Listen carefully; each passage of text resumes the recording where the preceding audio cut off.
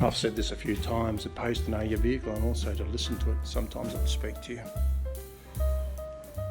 It's a wheel nut,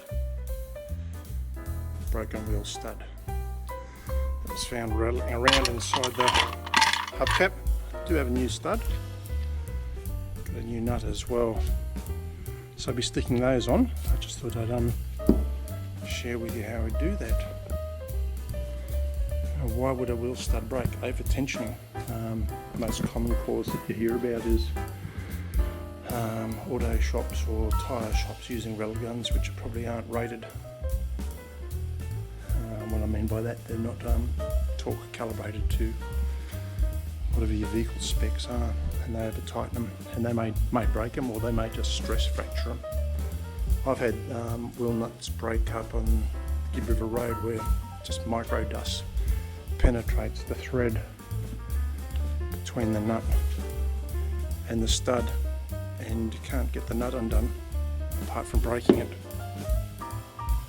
Another possible cause is failure to tighten up the nuts properly, and they loosen and your wheel gets a bit wobbly and strains one of the nuts and studs and breaks it. Probably some other causes too, but they're probably the most common ones that I'm aware of. So I'm just going to jack this up, take the wheel off.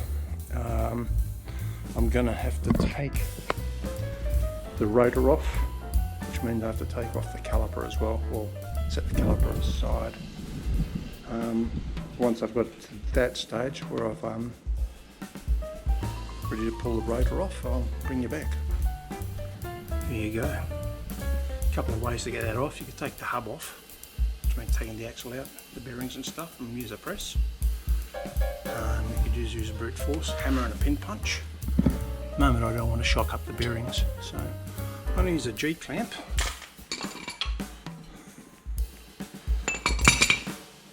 Use a socket that fits over the back edge of that. Stick the G-clamp in, push that out. Pretty simple, eh? And do the reverse to put it back on with a different socket.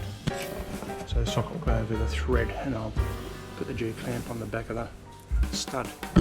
Should mention, got to give a shout out to the boss. She was the one who initially heard the clunk clunk clunk clunk of the broken wheel nut.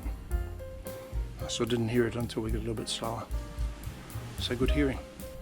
The studs aren't that hard to get out. See the little styration there? It's just a mating service with that hub. This one I can show you. The other one I needed both hands, so I couldn't photo or film anyhow.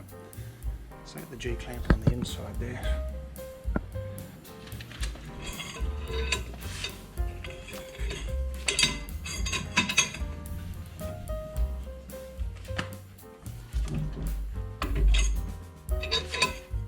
Well, that probably took a little bit longer than I thought.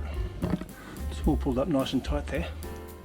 Ended up using a old Toyota wheel nut, pulling it up as far as I can, then putting a spacer between the nut and the flange part here, just to pull it all the way through.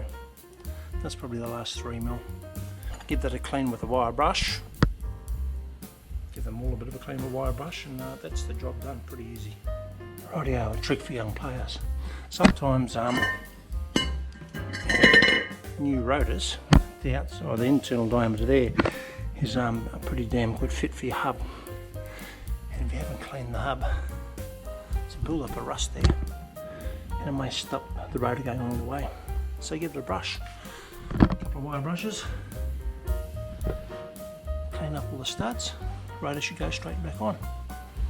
That's about it. The only other thing I do is I'll drive it around for a day or so, then I'll just check those wheel nuts again, make sure they're okay.